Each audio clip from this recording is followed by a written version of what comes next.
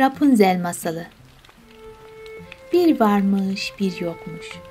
Evvel zaman içinde, kalbur saman içinde, çok uzun yıllar önce, buralardan çok uzakta olan bir ülkede bir karı koca yaşarmış. Bunların henüz çocukları yokmuş. Ama bir çocuk sahibi olmayı da çok istiyorlarmış. Aradan zaman geçmiş, bir gün kadın bir bebeğin olacağını fark etmiş. Sevinçle kocasına müjdeyi vermiş. İkisi de çok mutlu olmuşlar. Günlerden bir gün kadın pencereden komşusunun bahçesindeki birbirinden güzel rengarenk çiçeklere ve sebzelere bakarken gözleri altın gibi parlayan özel bir marola takılmış.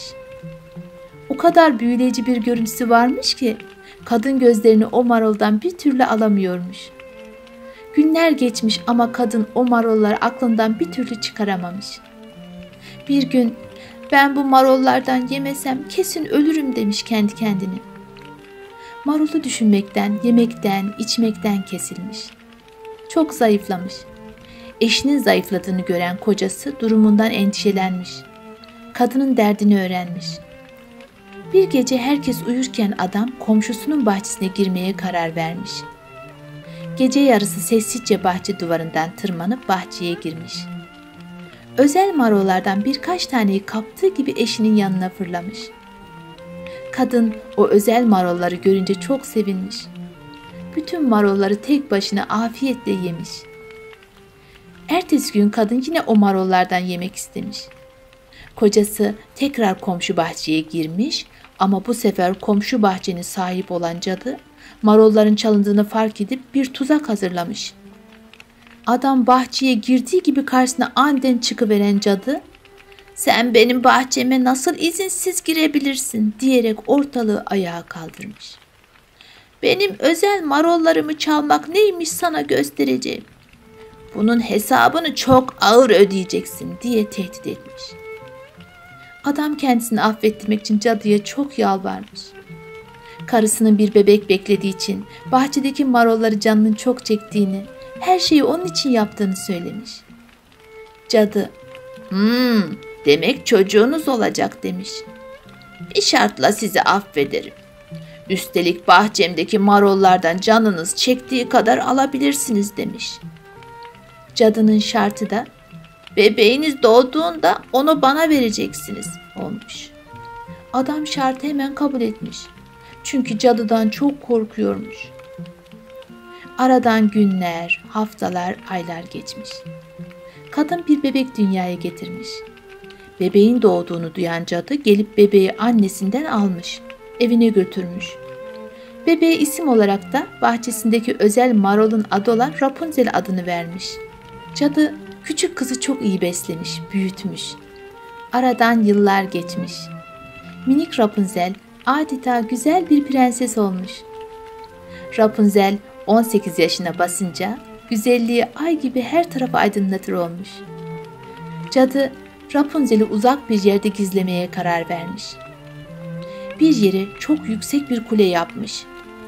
Ama bu kulenin ne kapısı ne de merdiveni varmış.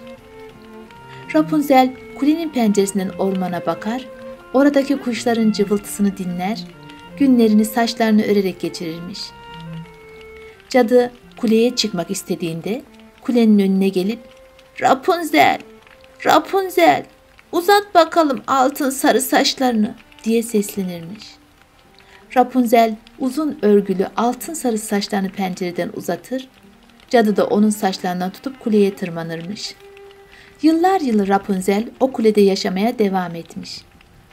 Bir gün bir prens ormanda gezintiye çıkmış. Yükseklerden güzel sesli bir kadının şarkı söylediğini işitir gibi olmuş. Sesin geldiği yeri çok merak edip ormanın içinde aramış da aramış. Sonunda kulenin önüne kadar gelmiş. Gelmiş ama ne yana baksa kulede ne bir kapı ne de bir merdiven varmış. Bu kuleye çıkışın bir yolu olmalı diyerek her gün kulenin etrafında dolaşarak keşifler yapmaya başlamış. Bir gün bir cadının geldiğini fark etmiş. Sessizce çalıların arkasında gizlenmiş ve cadının nasıl yukarıya çıktığını öğrenmiş. Ertesi gün hava karardıktan sonra kulenin yanına gelmiş.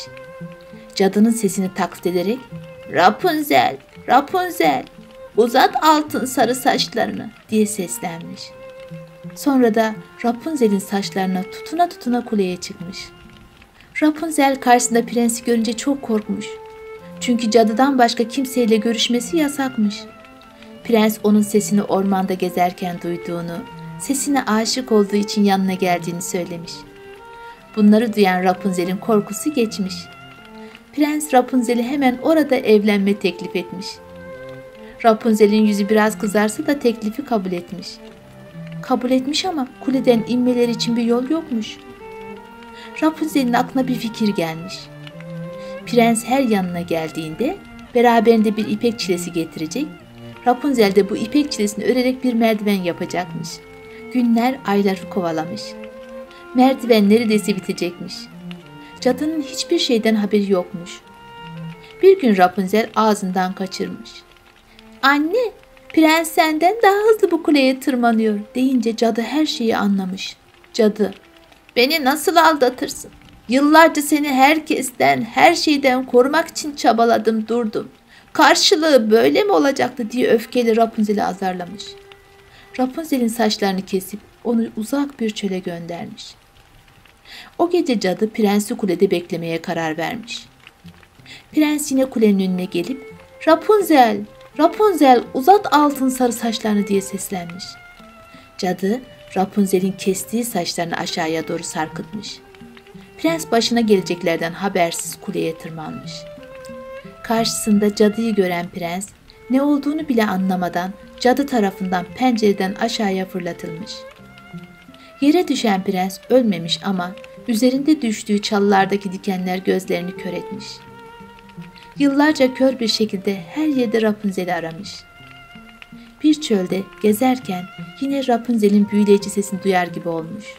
Sesin olduğu tarafa giderek "Rapunzel, Rapunzel" diye seslenmiş. Rapunzel prensi görünce sevinçten ağlamaya başlamış. Rapunzel'in mutluluk gözyaşları prensin gözlerine akmış. Bir mucize olmuş.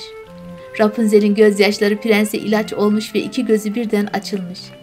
Ve prensin gözleri görmeye başlamış. Prens ile Rapunzel birlikte prensin yaşadığı ülkeye gitmişler. Ve daha sonra Rapunzel'in annesini ve babasını da bulmuşlar. Sonra hep beraber orada mutlu, mesut yaşamışlar.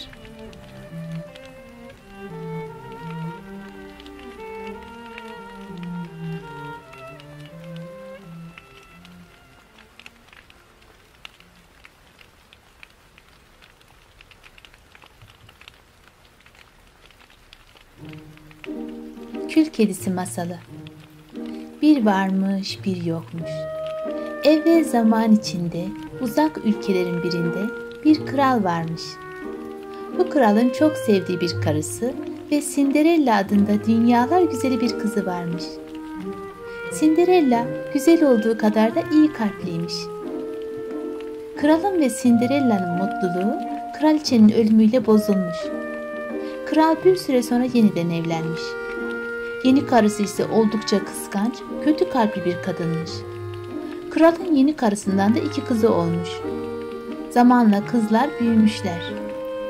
Kızlar Cinderella'yı hiç sevmiyor, her fırsatta onu azarlıyor, aralarını almak istemiyorlarmış. Günler bu şekilde Cinderella için mutsuzlukla geçiyormuş. Kralın bir süre sonra ölmesi Cinderella'yı tamamen mutsuz ve çaresiz yapmış. Artık üvey annesi ve kız kardeşleri iyiden iyiye Cinderella'ya kötü davranıp onu bir hizmetçi gibi kullanmaya başlamışlar. Cinderella'nın durup dinlemesine fırsat vermiyor. "Çabuk ol, sallanma. Bulaşıkları yıka. Yerleri sil. Çamaşırları yıka. Çöpleri at" diyerek onu sürekli çalıştırıyorlarmış. Kendileri ise günlerini eğlencelerde, balolarda geçiriyorlarmış. Saraydaki tüm hizmetçileri kovarak bütün işleri Cinderella'ya yaptırmaya başlamışlar. Bu çalışmasına karşılık ona doğru düzgün yiyecek bile vermiyorlar. Acıktığında bir parça kuru ekmek, bir bardak su veriyorlar. Kendileri ise en güzel yiyecekleri yiyorlarmış. Cinderella'nın üzerinde giysi olarak da paçavralardan başka bir şey yokmuş. Kız kardeşlerinin ve üvey annesinin giysileri ise ipektenmiş.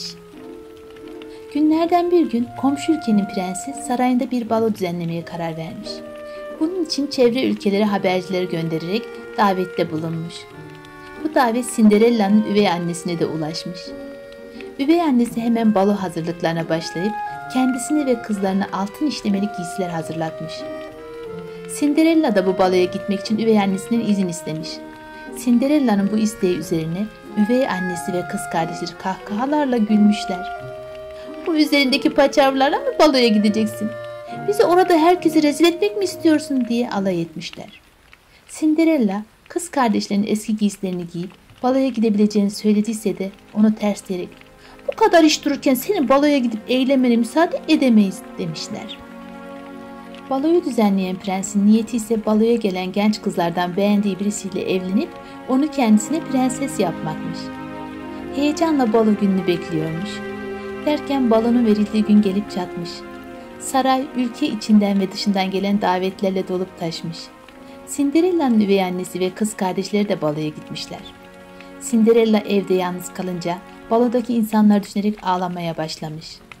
Bir yandan yerleri süpürürken bir yandan da "Ne olurdu sanki, ben de baloya gidip eğlenebilseydim" diye üzülüyormuş.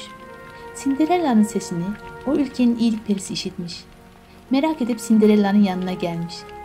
"Neden mutsuzsun Cinderella? Senin gibi iyi kalpli bir kızın böyle mutsuz olmasının sebebi nedir?" diye sormuş. Cinderella, "Komşu ülkenin prensi bir balo düzenledi. Kardeşlerim ve annem o balodalar. Fakat beni götürmek istemediler. Üstelik benimle alay ettiler. Kalbimi kırdılar" demiş. İyilik perisi, "Sana yardımcı olacağım.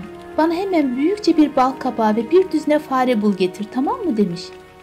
Cinderella perinin bu isteğine bir anlam verememiş ama hemen gidip bahçeden büyükçe bir kabak kesmiş. Kabaklarla beslenen farelerden de bir düzine yakalayıp periye götürmüş. Peri sihirli değneğiyle bal kabağına dokunuverince bal kabağı altından bir arabaya dönüşmüş. Farelere dokununca fareler çok bakımlı atlara ve arabacıya dönüşüvermiş. Cinderella bu olanların şaşkınlığı içerisindeyken peri sihirli değneğini Cinderella'ya dokundurmuş. Cinderella kendini birden altın işlemeli, ipekten pırıl pırıl parlayan bir giysinin içerisinde bulmuş. O kadar güzel olmuş ki peri bile kendisine hayran kalmış. Cinderella'ya "Hemen arabaya bin ve baloya git. Yalnız gece yarısı olmadan geri dönmen lazım. Çünkü gece yarısı büyü bozulacak" demiş. Cinderella hemen arabaya binerek baloya varmış. Sarayın merdivenlerinden inerken balodaki herkes hayranlıkla Cinderella'ya bakıp merakla onun kim olduğunu birbirine soruyorlarmış. Üvey annesi ve kız kardeşleri de Cinderella'yı tanıyamamışlar. Fakat kıskançla onu izlemeye başlamışlar. Cinderella'nın güzelliğini prens de fark etmiş. Hemen yanına yaklaşıp "Lütfen benimle dans eder misiniz?" diyerek Cinderella'yı dansa kaldırmış. Birlikte dans ederken Cinderella o kadar mutluymuş ki zamanın nasıl geçtiğini anlayamamış. Vakit gece yarısını geçmek üzereymiş. Bunu fark eden Cinderella prensten özür dileyip koşarak merdivenlerden çıkmış. Merdivenlerden çıkarken ayakkabılarından biri ayağından çıkmış. Cinderella aceleden ayakkabısını almadan arabaya binip eve tam gece yarısı varmış. Kapıdan girer girmez büyü bozulmuş. Altın araba kabağa, atlarla arabacı ise bir düzine fareye dönüşüvermiş. Cinderella geçirdiği güzel geceyi düşleyerek uykuya dalmış. Ertesi gün baloya katılan herkes balodaki güzel kızı konuşuyormuş. Kimse bu kızın kim olduğunu bilmiyormuş. Prens de adını bile bilmediği bu kıza aşık olmuş ve her yerde onu aramaya başlamış. Elinde ise bir ayakkabıdan başka bu kıza ait hiçbir şey yokmuş. Askerlerine emir vererek "Bu ayakkabı kimin ayağına uyarsa o kızı saraya getirin. Benim evleneceğim kız odur" demiş. Prensin askerleri hemen yola çıkıp ayakkabıyı genç kızların ayağında denemeye başlamışlar. Fakat ayakkabı hiçbirisinin ayağına olmuyormuş. En sonunda Cinderella'nın bulunduğu eve varmışlar. Cinderella'nın kız kardeşlerinin ayakkabıyı giymelerini istemişler. Ne kadar zorlasalar da ayakkabı ikisinin de ayağına uymamış. Bunun üzerine askerler evde başka kız bulunup bulunmadığını sormuşlar. Kızlar, "Cinderella adında bir hizmetçimiz daha var ama bu ayakkabının uyması imkansız. Çünkü o baloya katılmadı. Zaten bir hizmetçi parçasının baloda ne işi olabilir ki?" diyerek gülüşmüşler. Askerler bunun üzerine hemen Cinderella'nın çağırmasını, ayakkabıyı onun ayağında da denemeleri gerektiğini, bunun prensin emri olduğunu söylemişler. Kızlar Cinderella'yı çağırmışlar. Niyetleri ayakkabının onun ayağına olmadığını görüp onunla alay etmekmiş. Cinderella askerlerin yanına gelip uzatılan ayakkabıyı kolaylıkla ayağına giyivermiş. Bunu gören kız kardeşlerin şaşkınlıktan ağızları bir karış açılmış. Prensin askerleri aradıkları kızın Cinderella olduğunu anlamışlar. Hemen Cinderella'yı alıp prensin yanına götürmüşler. Prens Cinderella'yı görür görmez baldaki kız olduğunu anlamış. Hemen düğün hazırlıklarına başlamışlar. 40 gün 40 gece düğün yapılmış. Cinderella ve prens evlenmişler. Cinderella evinden ve eski kötü günlerinden uzakta mutlu bir hayat sürmüş.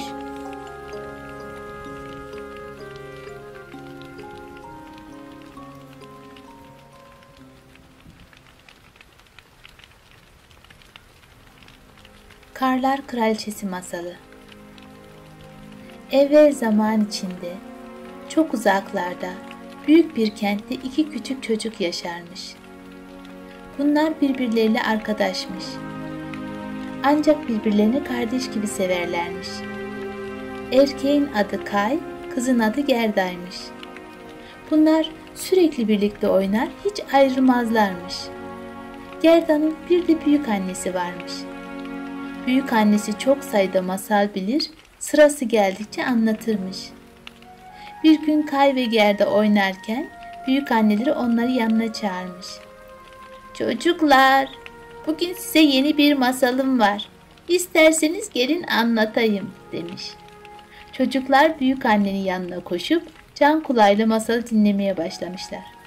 Büyük anne çocuklara kışın her tarafı kaplayan bembeyaz örtüsüyle ünlü Karlar Kraliçesi'nin masalını anlatmış. Çocuklar büyük annenin anlattığı masalı dinlemişler, daha sonra yatıp uyumuşlar. Ertesi gün her taraf karlarla bembeyaz kaplıymış. Çocuklar sokaklara dökülüp başlamışlar kızaklarla kaymaya. O sırada oradan kocaman bir kızağın geçtiğini görmüşler. Kızağa bir düzine beyaz geyik çekmekteymiş. Çocuklar hemen bu büyük kızağın arkasına takılmışlar. Bir süre kaydıktan sonra çocukların çoğu kızağı bırakıp eve geri dönmüşler. Yalnız Kay kızağı bırakmamış. Bu arada kentten de oldukça uzaklaşmış olduğunun farkında değilmiş. En sonunda kızak kendiliğinden durmuş. Kızaktan bembeyaz pelerin içerisinde Karlar Kraliçesi inmesin mi? Kay, Karlar Kraliçesi'nin büyük annenin masalında dinlediği kraliçe olduğunu anlamış. Karlar Kraliçesi Kay'a, "Çok üşümüşsün, gel yanıma otur," demiş. Kay, Karlar Kraliçesi'nin yanına oturup onun verdiği pelerine sarılmış. Bir anda üşümesi geçmiş. Karlar Kraliçesi de yanında uyuyakalan çocuğu alıp şatosuna götürmüş. Meğer Karlar Kraliçesi yakaladığı çocukları şatosuna götürüp buzla kaplarmış. Kay'ı da bu şekilde buzdan bir heykelcik yapıvermiş. Kentte ise Kay'dan uzun süre haber alamayan Gerda arkadaşını aramaya koyulmuş. Karlarla kaplı ormana doğru yürümüş. Ormanda arkadaşını ararken küçük bir kulübeye rastlamış. Kulübeye yaklaşınca kapıyı ihtiyar bir kadın açmış. Bu kadın oralarda yaptığı iyiliklerle tanınan bir büyücüymüş. Kıza, "Niçin geldiğini biliyorum yavrucuğum. Arkadaşın Kay'ı arıyorsun. Bakalım bahçede duran karga arkadaşının yerini biliyor mu?" diyerek Gerda'yı arka bahçeye götürmüş. Bahçede gerçekten de bir karga dalda bekliyormuş. Kargaya Kay'ın nerede olduğunu sormuşlar. Karga da onlara, "Kay'ın nerede olduğunu ancak ormanda yaşayan küçük kız bilebilir," demiş. Bunun üzerine Gerda yaşlı kadından izin isteyip yoluna devam etmiş. Ormanın derinliklerinde dolaşırken mini mini çok güzel bir kulübeye rastlamış. Kulübenin kapısı açılmış. İçeriden kara karganın bahsettiği küçük kız çıkmış. Gerda'ya, "Hoş geldin, ben de senin gelmeni bekliyordum," demiş. Gerda'yı içeri alıp ateşin başına oturtmuş. Ona getirdiği yiyeceklerden vermiş. Daha sonra birlikte uyumuşlar. Sabah olunca küçük kız Gerda'yı kulübenin yanındaki samanlığa götürmüş. İçeride güvercinlerle geyikler varmış. Güvercinler ötmeye başlamışlar. Küçük kız güvercinlerin dilinden anlıyormuş. Gerda'ya güvercinin ne demek istediğini anlatmış. Güvercinler Kayı Karlar Kraliçesi'nin kaçırdığını, onun şatosunda hapsettiğini, oraya nasıl gidileceğini geyiklerin bildiğini söylüyorlar demiş. Bunun üzerine yola çıkmak için hazırlıklar yapmışlar. Geyikleri kızağa bağlamışlar. Gerda küçük kıza kendisine yardımda bulunduğu için çok teşekkür etmiş. Birbirlerine el sallamışlar. Gerda geyiklerin çektiği kızakla yola çıkmış. Günlerce yol almışlar. Dünyanın en kuzey ucuna bembeyaz kar örtüsünden başka hiçbir şeyin görülmediği diyarlara varmışlar. Sürekli lapa lapa kar yağmaktaymış. Geyikler bir süre daha gittikten sonra bembeyaz bir şatonun kapısının önünde durmuşlar. Gerda Karlar Kraliçesi'nin şatosuna geldiklerini anlamış. İçeriye girmiş. Şatonun içerisi de dışı gibi bembeyazmış. Gerda şatonun içerisinde yürümeye başlamış. Bir yandan da Kaya seslenmekteymiş. Şatoda kendi sesinin yankısından başka hiçbir ses duyamamış. Gerda buzdan bir kapı görmüş. Kapıyı açmış, içeri bakmış. Odanın ortasında Kayı donmuş bir şekilde bulmuş. Sanki buzdan bir heykelcik gibiymiş. Gerda Kay'ın ölmüş olduğunu zannederek başlamış ağlamaya. O kadar çok ağlamış ki gözünden akan yaşlar yere dökülmeye başlamış. O anda bir mucize gerçekleşmiş. Gerda'nın gözlerinden akan yaşlar dondurulmuş Kay'ı eritmeye başlamış. Üzerini kaplayan buzların erimesiyle Kay kendisine gelip konuşmaya başlamış. Gerda, seni gördüğüme çok sevindim demiş. Gerda da Kay'ın ölmediğini çok sevinmiş. Kay, Karlar Kraliçesi'nin şatodan ayrıldığını fakat her an geri gelebileceğini söylemiş. Hemen şatodan çıkıp geyiklerin çektiği kızağa binmişler. Kuzey ülkesinden ayrılmışlar. Evlerine geri dönmüşler. Yaşadıkları bu heyecan verici serüveni ikisi de unutamıyormuş. Artık evlerinden fazla uzaklaşmamaya ve sadece büyükannenin masallarını dinlemeye karar vermişler.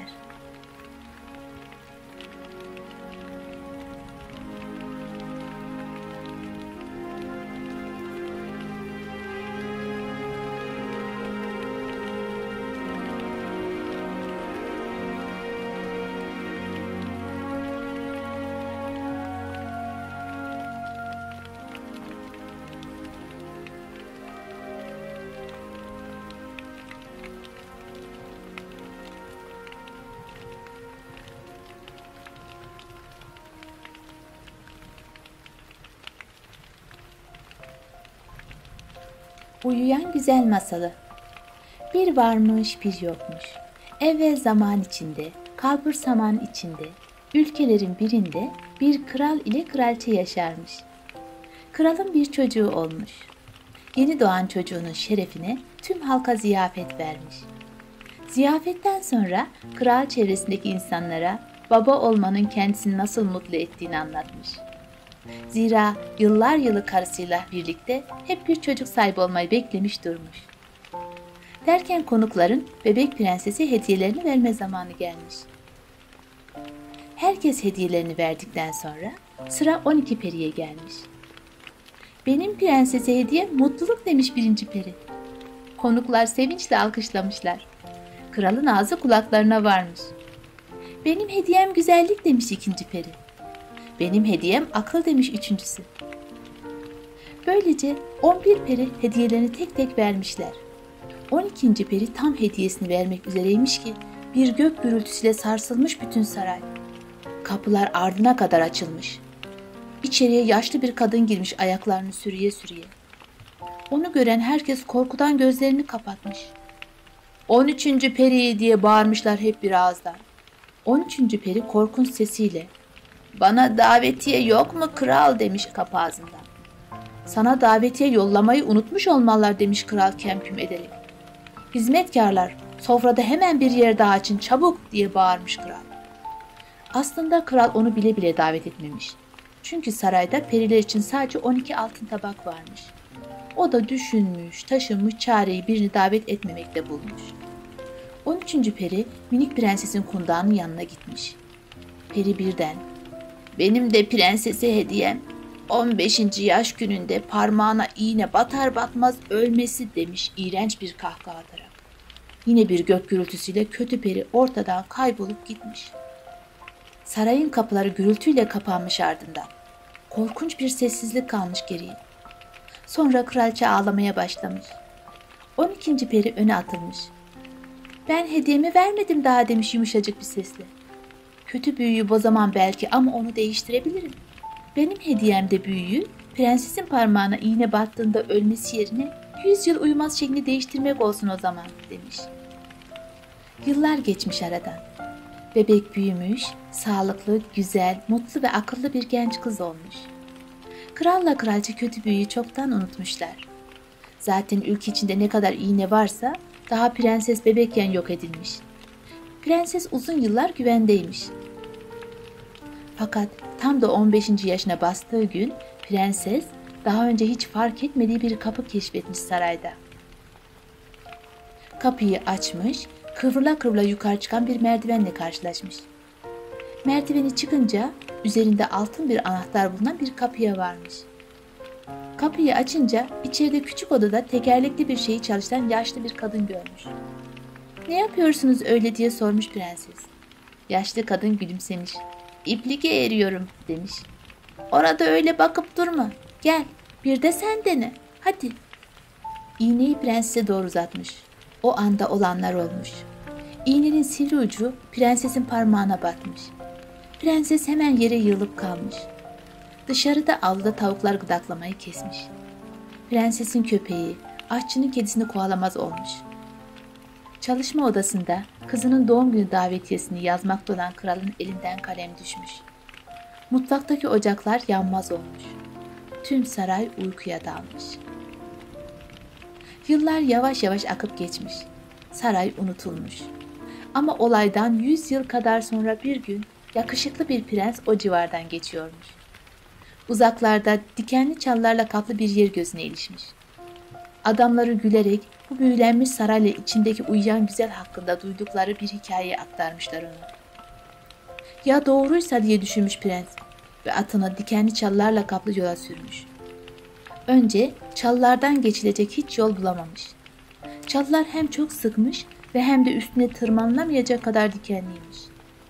Bakmış olacak gibi değil, çekmiş kılıcını ve yolunu açmak için çalıları kesmeye başlamış. Çalıları aşan prens gördüklerine inanamamış. Her yer bir heykel gibi kıpırdamadan duran hayvanlar ve insanlarla doluymuş.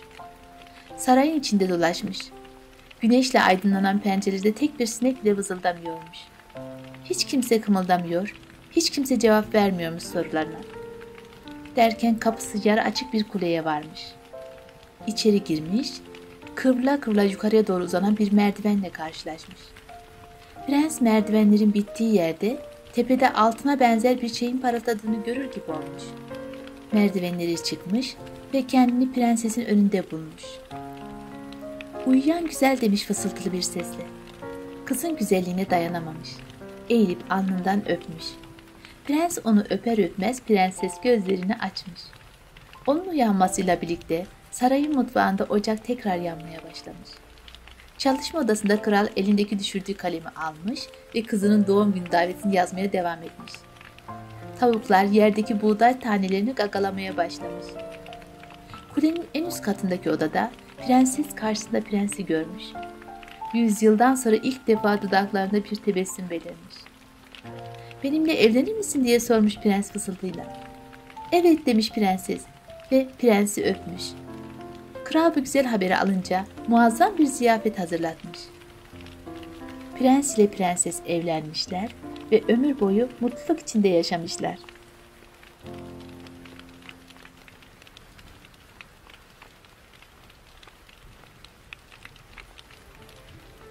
Pamuk Prenses ve Yedi Cüceler. Bir varmış, bir yokmuş. Ülkenin birinde bir kraliçe varmış. Bu kraliçe gösterişli bir sarayda yaşıyormuş. Karlı ve soğuk bir kış gününde sarayında nakış işleyen bu kraliçe bir yandan da hayal kuruyormuş. Birdenbire kraliçenin eline iğne batmış. Kraliçenin elinden 3 damla kan akmış. Kraliçe damlayan kanlara bakarak "Bir çocuğum olursa Teni bembeyaz olsun kar gibi, yanakları kıpkırmızı olsun kan gibi, saçları da simsiyah olsun pencerenin çerçevesi gibi diye dilemiş içinden. Kısa bir süre sonra bu kraliçenin bir kız çocuğu olmuş. Aynı içinden geçirdiği gibi bembeyaz tenli, al yanaklı ve simsiyah saçlı çok güzel bir kızmış bu. Kraliçe çok sevinmiş, çok mutlu olmuş. Kızına Pamuk Prenses adını vermiş. Fakat talih bu ya, kraliçe doğumdan birkaç saat sonra hayatını kaybetmiş. Kısa bir süre sonra kral tekrar evlenmiş. Saraya gelen yeni kraliçe çok güzel ve alımlı bir kadınmış. O kadar güzel olmasına rağmen çok kötü ve kibirli bir kadınmış. Dünyadaki en güzel kadının kendisi olduğuna inanır, ondan daha güzel birisinin varlığına tahammül bile edemezmiş. Sihirli bir aynası olan bu kraliçe her gün aynasının karşısına geçer, saatlerce kendisine bakar ve "Ayna ayna, söyle bana, var mı benden güzeli bu dünyada?" diye aynasına sorarmış. Ayna da "Tabii ki yok kraliçem, en güzel sizsiniz" diye karşılık verirmiş. Fakat Pamuk Prenses büyüyüp de genç ve güzel bir kız olduğunda ayna şöyle demiş: "Siz çok güzelsiniz kraliçem, fakat sizden daha güzel birisi var. O da Pamuk Prenses'tir." Bunu duyan kraliçe çılgına dönmüş. Öfkesinden gecelerce uyuyamamış. Tek lokma yemek bile yiyememiş. Günlerce ne yapmalıyım diye düşünmüş. Pamuk Prenses'in kendisinden daha güzel olması onu çok sinirlendirmiş. Sonra bir karar vermiş. Pamuk Prenses'i öldürtecekmiş. Sarayın avcısını yanına çağırarak ona planını anlatmış. "Pamuk Prenses'i kimseye fark ettirmeden ormana götür. Yine kimseye duyurmadan da onu orada öldür. Kalbini ve ciğerini sökerek bana getir ki öldürdüğüne kanıt olsun" demiş sarayın avcısına. Avcı Pamuk Prenses'i ormana götürmüş. Onu öldürmeye kararlıymış. Avcı tam bıçağını çekmiş, Pamuk Prenses'i öldürecekken Pamuk Prenses ağlamaya başlamış. Avcı Pamuk Prenses'e bakınca ona kıyamamış ve öldürmekten vazgeçmiş. Avcı Pamuk Prenses'e kraliçenin kötü planından bahsederek bir daha saraya gelmemesini, yoksa kendisinin de Pamuk Prenses'in de öldürüleceğini söylemiş ve oradan uzaklaşmış. Yolda bir yaban domuzuyla karşılaşan avcı domuzu öldürmüş. Kraliçenin istediği kanıtı elde edebilmek için domuzun kalbini ve ciğerini sökmüş. Pamuk Prenses ise ormanda tek başına nereye gideceğini düşünüp durmuş gün boyunca. Akşam olup da karanlık basınca Pamuk Prenses dağların ardına küçük bir kulübe görmüş. Oraya doğru yürüyen Pamuk Prenses evin kapısını çalmış. Kapıyı açan olmayınca Pamuk Prenses yapacak başka bir şey olmadığı için eve girmiş. İçeride lezzetli yiyeceklerle dolu 7 tabak, 7 sandalye ve uzun bir masa varmış. Masanın yan tarafında da 7 tane yatak varmış. Evdeki tüm eşyalar küçücükmüş. Pamuk Prenses çok şaşırmış. Karnı çok acıkan Pamuk Prenses uzunca bir süre eve birilerinin gelmesini beklemiş. Kimse gelmeyince dayanamayıp masanın üzerinde duran yemekleri yemiş. Yemeği yedikten sonra uykusuna yenik düşen Pamuk Prenses yataklardan birine yatarak derin bir uykuya dalmış. Biraz zaman geçtikten sonra evin sahipleri olan 7 cüceler evlerine geri dönmüş. Bir madende çalışan bu 7 cüceler evlerinde Pamuk Prenses'i gördüklerinde "Ne kadar güzel, saf bir kız" diye düşünmüşler ve onu rahatsız etmemişler. Sabah olunca Pamuk Prenses derin uykusundan uyanmış. Karşısında 7 cüceleri gören Pamuk Prenses korkudan ve şaşkınlıktan donup kalmış. 7 cücelerle konuşan Pamuk Prenses onların iyi insanlar olduklarını anlamış ve onlardan bir zarar gelmeyeceğinden emin olmuş. Pamuk Prenses'i çok seven 7 cüceler de Pamuk Prenses'in evde kalarak ev işlerine yardımcı olmasını istemişler. Pamuk Prenses bu isteği hemencecik kabul etmiş. 7 cüceler işe giderken Pamuk Prenses'le vedalaşmışlar ve ona kapıyı kimseye açmamasını tembih etmişler. "Üvey annen yaşadığını öğrenirse seni yeniden öldürmeyi dener" diyerek Pamuk Prenses'e dikkatli olmasını söylemişler. Pamuk Prenses dikkatli olacağını söyleyerek işe uğurlamış 7 cüceleri.